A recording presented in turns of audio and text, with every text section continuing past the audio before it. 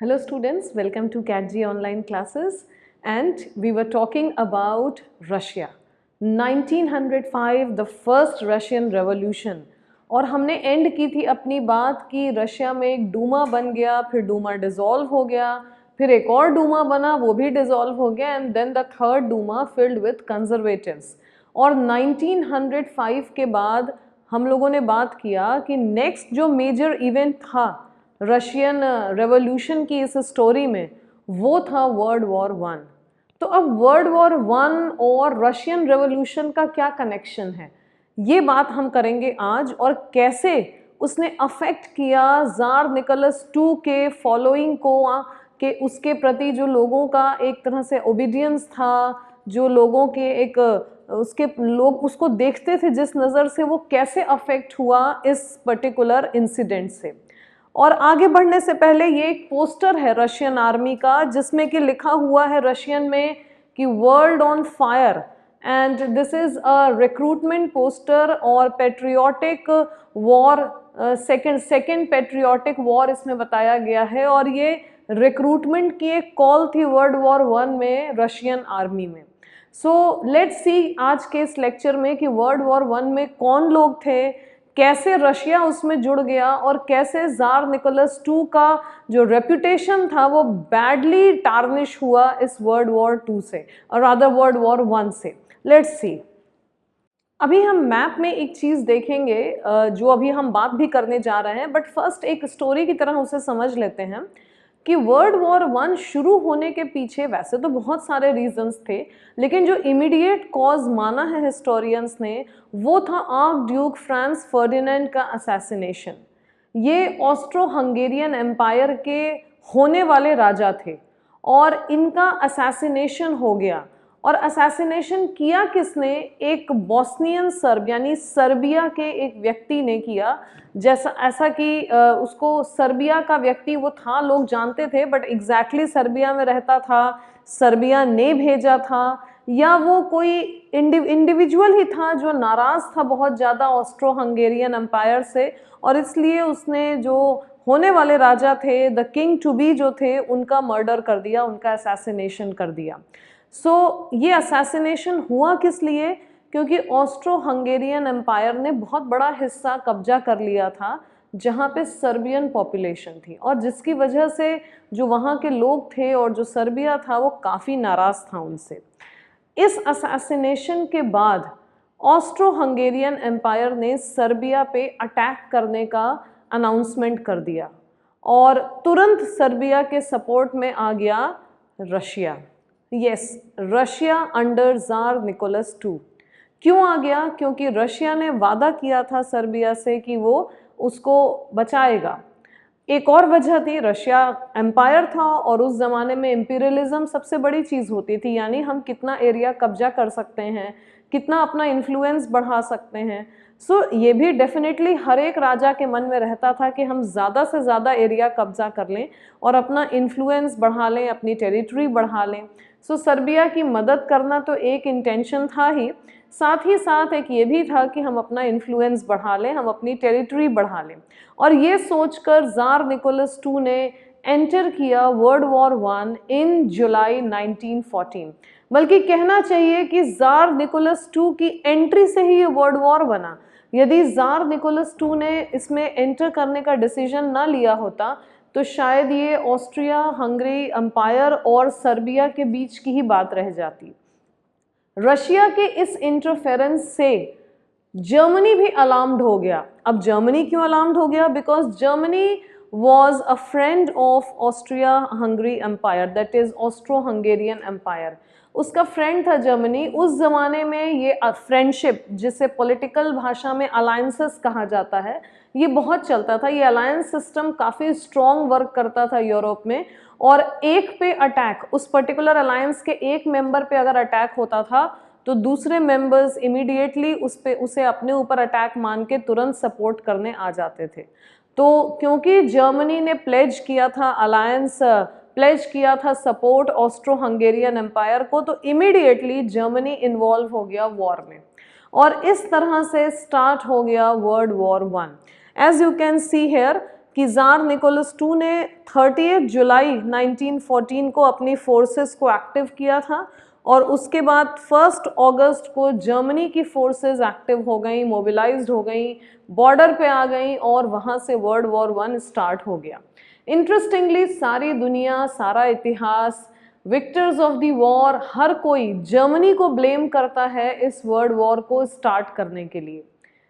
Germany की गलती भी थी कि उन्होंने इंटरफेयर किया, बट बहुत कम लोग इस बात पे ध्यान देते हैं कि इस वर्ल्ड वॉर में जितनी बड़ी गलती जर्मनी की थी इंटरफेयर करने की, उतनी ही बड़ी गलती शायद रशियन एम्पायर की भी थी। लेकिन उसी दौरान रशिया में इतना कुछ हो गया कि रशियन एम्पायर का ये जो वेंचर था, ये जो एडवेंचर था या miss adventure you should say, कि जो मिस एडवेंचर था इसमें एंट्री करने का, वो मिस एडवेंचर इसलिए because we will learn later on कि कितना लॉस सफ़र किया रशिया ने। सो ये जो मिस एडवेंचर था वर्ल्ड वॉर 1 में एंट्री करने का, इसी ने प्रोबेबली उसे वर्ल्ड वॉर 1 बनाया। सो ऑस्ट्रो हंगेरियन एम्पायर और सर्बिया के बीच की लड़ाई है, जल्दी ही पूरे यूरोप की लड़ाई हो गई। तो अब देखते हैं कि वर्ल्ड वॉर 1 में कौन से दो ग्रुप्स थे जो लड़ रहे थे या कौन से कंट्रीज थे जो एक दूसरे के सामने खड़े हुए थे और कैसे पूरा यूरोप हिस्सों में डिवाइड हो गया था। Now you can see the first group were the Allies or the Entente powers or Triple Entente as they were called, और उसके लीडर्स थे France, Britain, Russia, Italy, Japan and United states.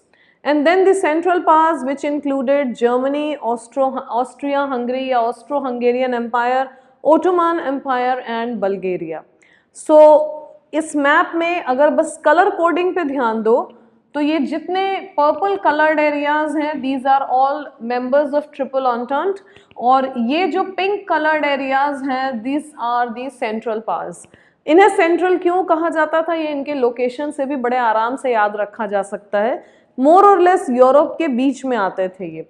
एक और larger map से इसको देखते हैं।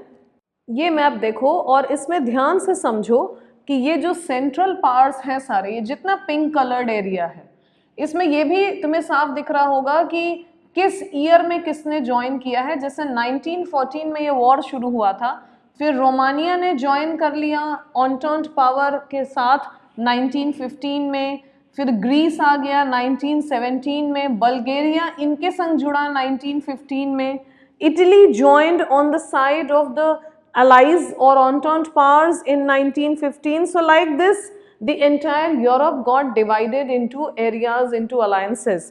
ये जो blue colored area है these are all neutral countries जिन्होंने war में participate नहीं किया। Yellow colored area is the triple entente or the allies or the entente powers, and जो pink colored area है center में this is the central power. ये जो portion है this border दैट इज़ ये जो बेल्जियम, लग्जमबर्ग, फ्रांस, ये वाला जो इटली, ये जो बॉर्डर है सेंट्रल पावर्स का और अलाइज का, ये कहलाता था वेस्टर्न फ्रंट। और ये जो बॉर्डर है primarily with Russia and then Romania, Serbia, even here, ये जो बॉर्डर था ये कहलाता था ईस्टर्न फ्रंट। ये तुम्हें याद रखना होगा, ये side western front end this side eastern front. Later on हमारे डिस्कशन में ये बहुत इंपॉर्टेंट पॉइंट आने वाला है, और इन दोनों साइड्स की लड़ाई में जो डिफरेंस था ये बहुत बड़ी वजह थी जिसकी वजह से रशियन पीपल रशियन ज़ार से नाराज़ थे। तो अभी आगे हम लोग इस पर डिस्कशन करेंगे कि क्या डिफरेंस था वॉरफेयर टैक्टिक्स में दोनों साइड में। सो वर्ल्ड वॉर 1 में रशिया में हुआ क्या एक्चुअली। जब वर्ल्ड वॉर 1 रशिया ने स्टार्ट कर दिया, स्टार्टिंग अगर देखा जाए तो दो ही कंट्रीज़ को हम ब्लेम कर सकते हैं, एक रशिया और दूसरा जर्मनी। रशिया में क्या हुआ कि इनिशियली देशभक्ति, क्योंकि हमारा देश किसी और से लड़ रहा है तो हमें अपने देश के राजा के संग उसका साथ देना है। So initially people rallied around Tsar Nicholas II, यानी ज़ार निकोलस II से इनिशियली लोगों का फुल सपोर्ट उसको मिला और लोगों ने बहुत ज़ोर शोर से रशियन आर्मी भी ज्वाइन की और ज़ार निकोलस II के पॉलिसी को भी सपोर्ट किया फुली। लेकिन जल्दी ही ये सपोर्ट लोगों का कम होने लगा। क्यों होने लगा? ज़ार निकोलस II का एटीट्यूड, उसकी रॉन्ग वॉर स्ट्रैटेजीज़ की वजह से। पहली गलती जो जार ने की वो ये कि डूमा को साइडलाइन कर दिया, उसने डूमा से डिस्कशन करना बंद कर दिया। एज यू कैन सी कि कोई कंसल्टेशन डूमा से नहीं होगा, जो उसका मन होता था वो वही डिसीजन लेता था। देन आफ्टर दैट जो पूरा रशिया था वहाँ एंटी जर्मन सेंटिमेंट्स बड़े हाई थे। ऑब्वियस सी बात है, वॉर जर्मनी से था। एक्चुअली रशिया ओरिजिनली जर्मनी से नहीं लड़ना चाहता था। रशिया का मेन लड़ाई ओरिजिनली थी ऑस्ट्रो हंगेरियन एम्पायर से, but when Germany joined on the side of Austro Hungarian empire then there was no choice left, they had to fight with Germany as well. So anti German feelings बहुत ज़्यादा थी लोगों में, और इतनी ज़्यादा थी कि जो शहर था सेंट पीटर्सबर्ग, जिसके बारे में हमने पहले भी पढ़ा है प्रीवियस लेक्चर में कि सेंट पीटर्सबर्ग में लोग इकट्ठे हो गए थे और वहाँ पे ब्लडी संडे हुआ, 1905 का रेवोल्यूशन वहीं से स्टार्ट हुआ।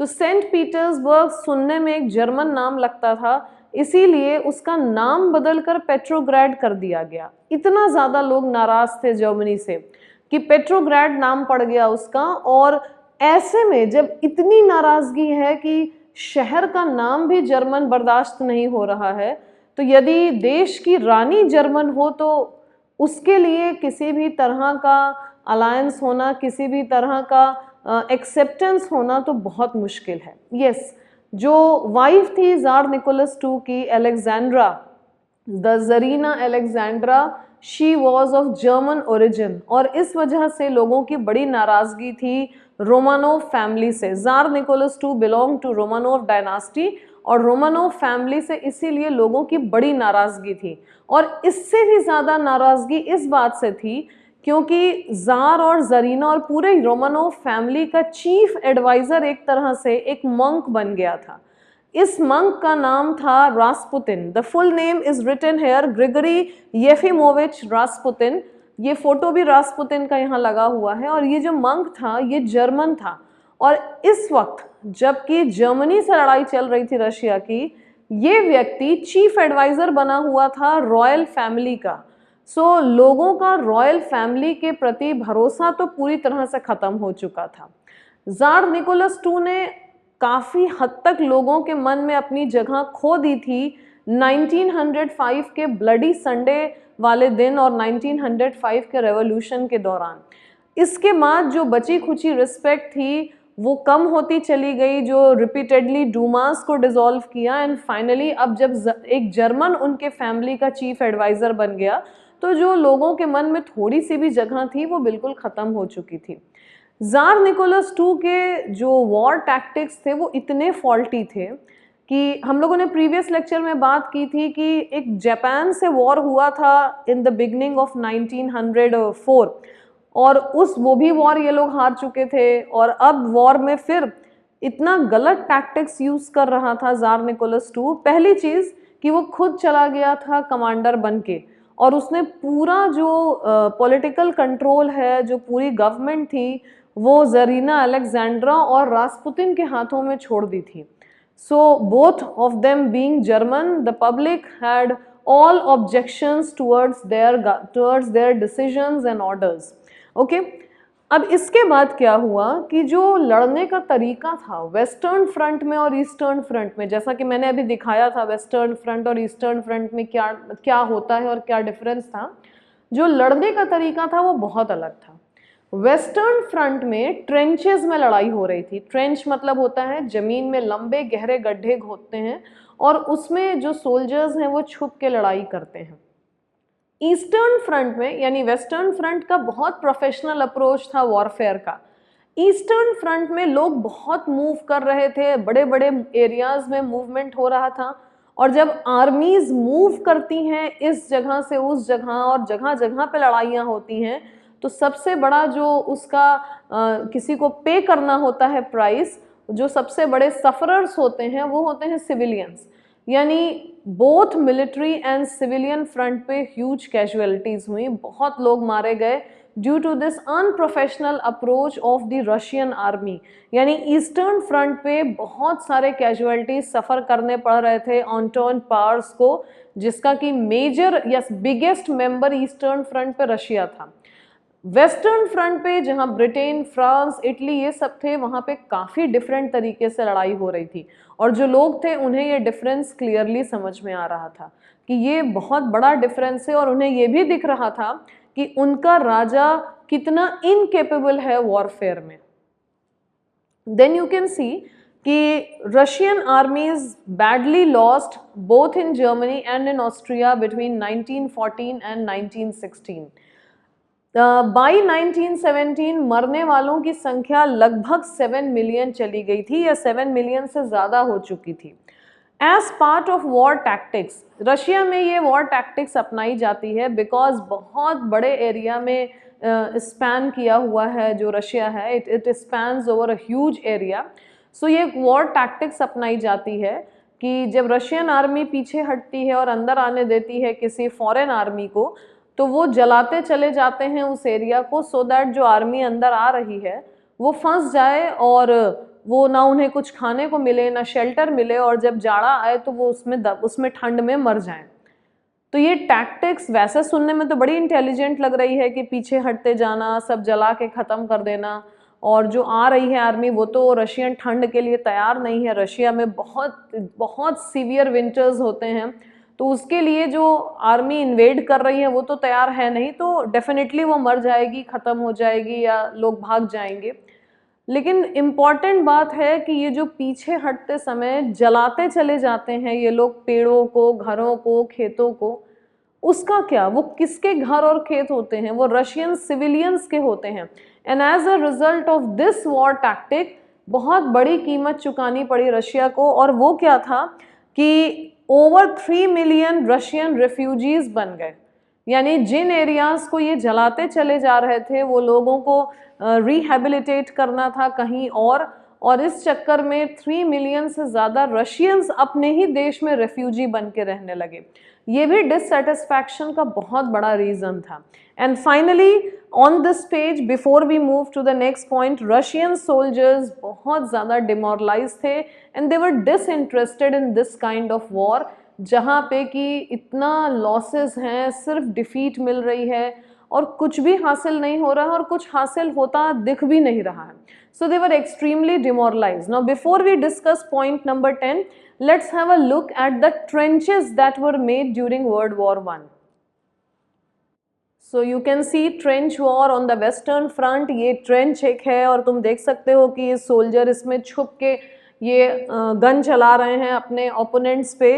ऑफ कोर्स जो मर जाते हैं वो भी उसी ट्रेंच में ही पड़े रहते हैं, but this is how they fight and this is a very professional way of fighting during a battle, but this was very less used on the eastern front or maybe not used at all. Now this is the eastern front. You can see the armies, you can see the battlefields, and you don't see any trenches over here. So mostly it is an open fight in the open battlefield. People are moving backward, forward to different areas, and as a result lost lots and lots of casualties.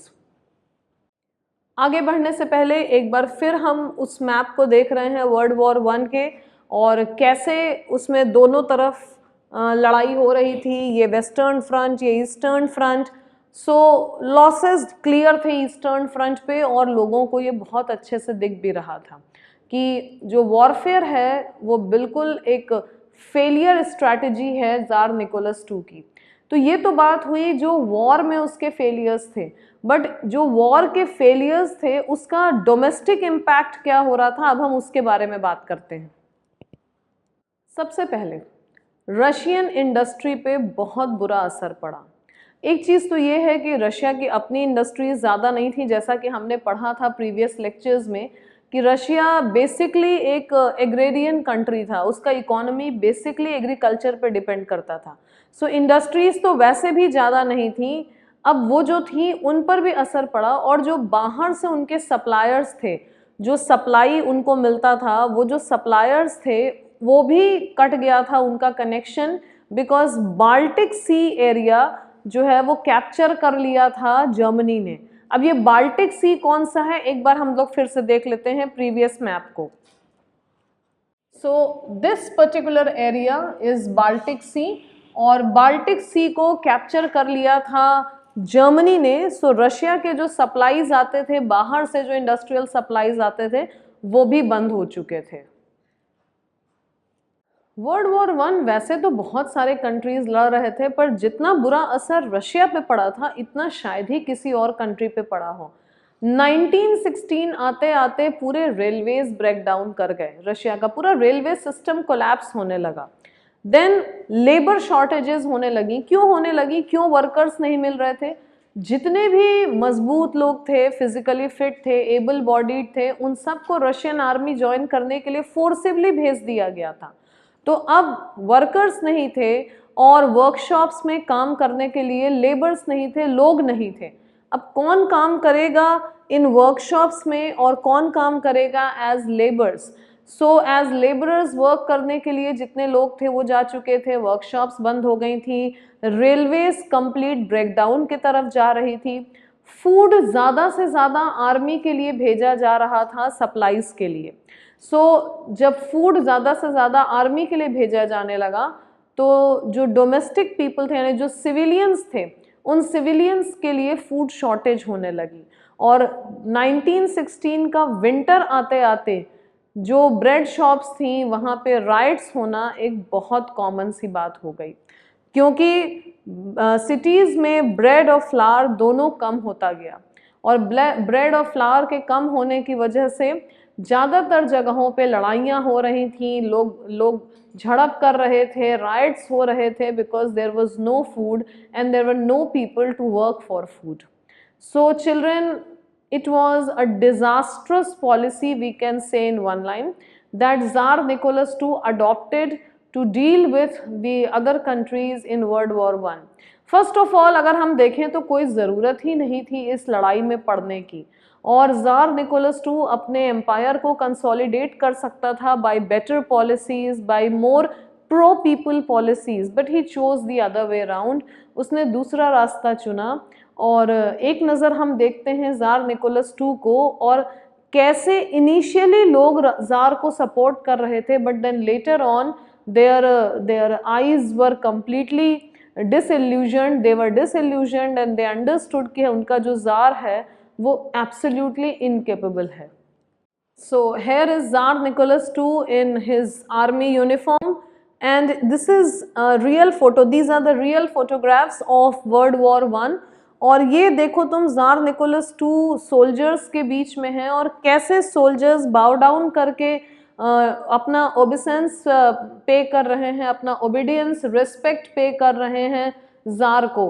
Initially यही माहौल था Russia में, but then people were disillusioned very soon.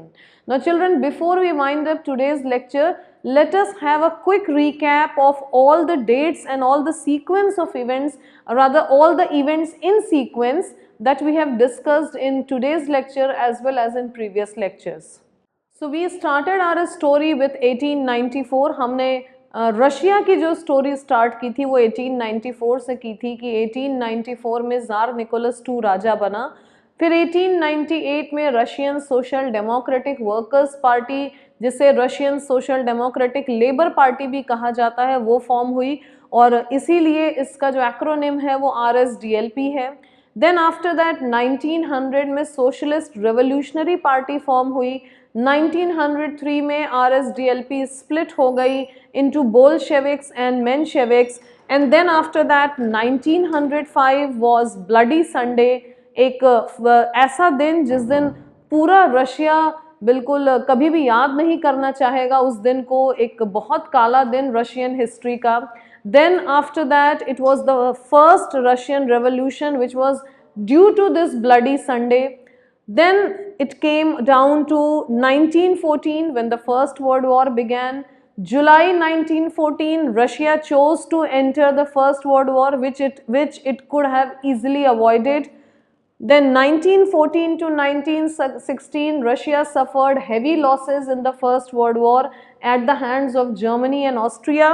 Winter of 1916, riots started at the bread shops. So children, 1916 तक हम पहुंच चुके हैं। Russian revolution हुआ था 1917 में। So we are just an year away from the momentous event of world history, or rather the most important revolution of human history. For that, we will meet again in lecture number 7. Till then, take care. Bye.